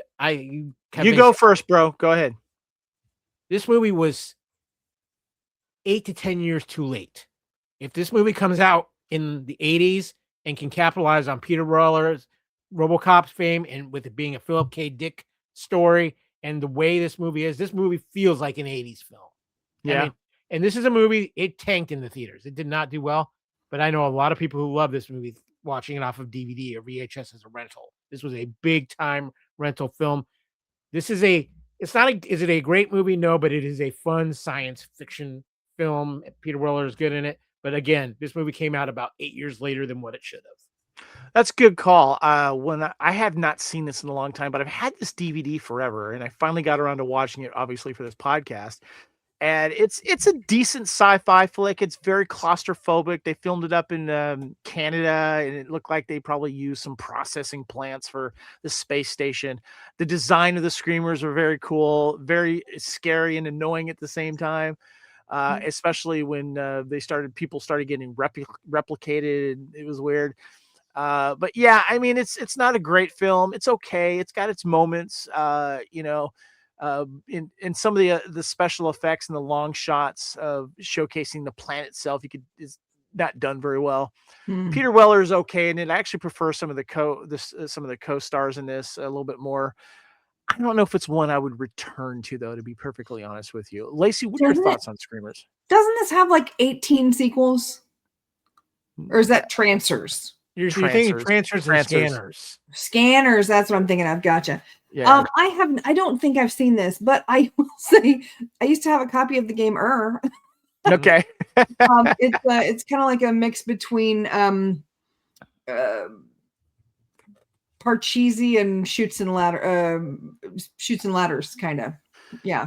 I just remember thinking, but Jennifer Rubin, can't remember what else she's been in, but she's a cutie in this, though. Mm-hmm. I like her, though. Yeah. But yeah, and of course, I love the DVD says the last scream you will hear will be your own. So 80s anyway. So any final thoughts on Screamers, guys, before we wrap things up? Take it back to the 90s where it belongs, or the 80s where it belongs. There you go. All right, guys, well, let's go ahead and wrap things up.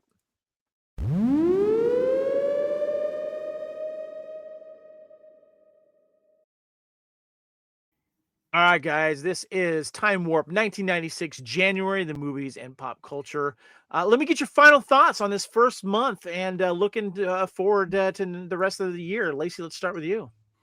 I think this was fun. I think we got a few good shows. I had 5 out of the 8 movies I think that we discussed.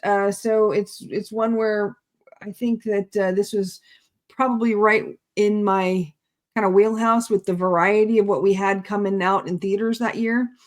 I will say the one thing that we didn't discuss at the beginning when you were talking about like what the time machine is for the 90s. Yep. Would it be safe to say a 1974 Oldsmobile Delta 88? What's that from? Army of Darkness. The car. I know. It's probably the Necronomicon, but realistically, the car being brought back in time is the thing that always makes me go, oh. I got you. Yeah. That's good. Okay. It was a lot of, this year has a lot of sequels.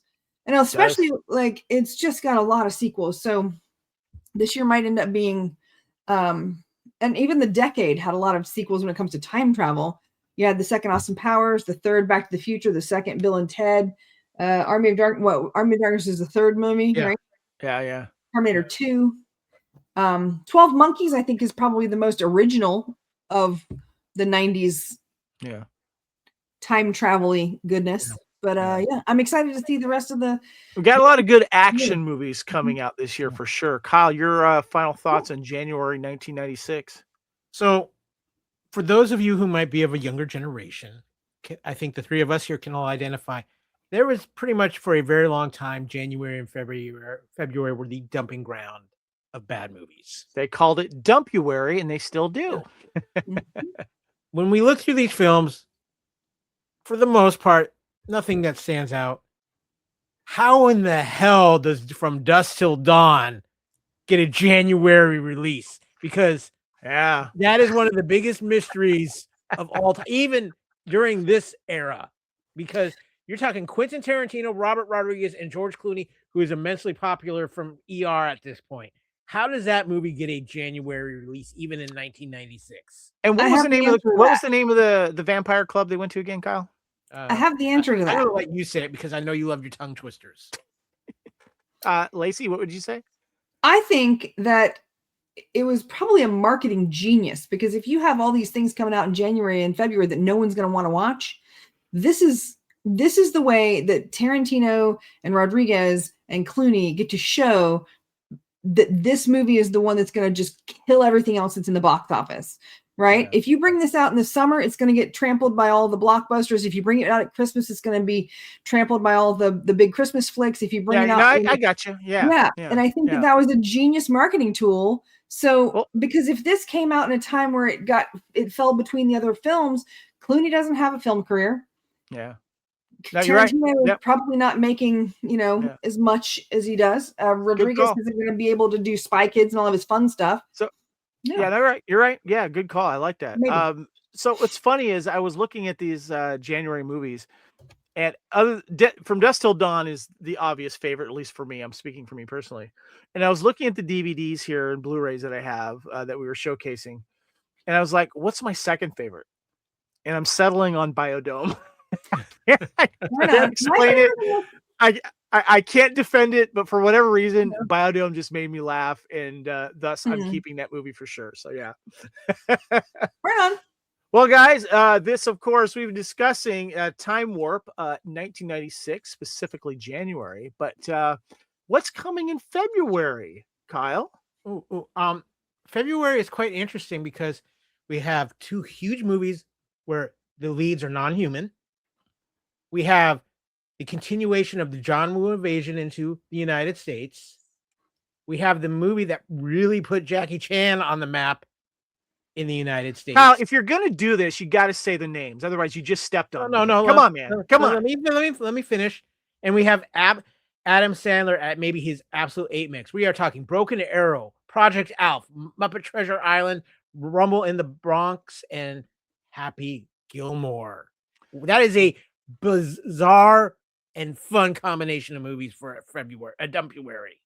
That's just a start. There's more that we're going to discuss as well, including some February TV debuts. Because keep in mind, too, a lot of stuff dumped in February because that was a sweeps month for television. And sometimes they would introduce new shows as well. And of course, we'll talk about the top 30 shows as we spread them out, though. So join us next month for Time Warp February. Yes, Kyle?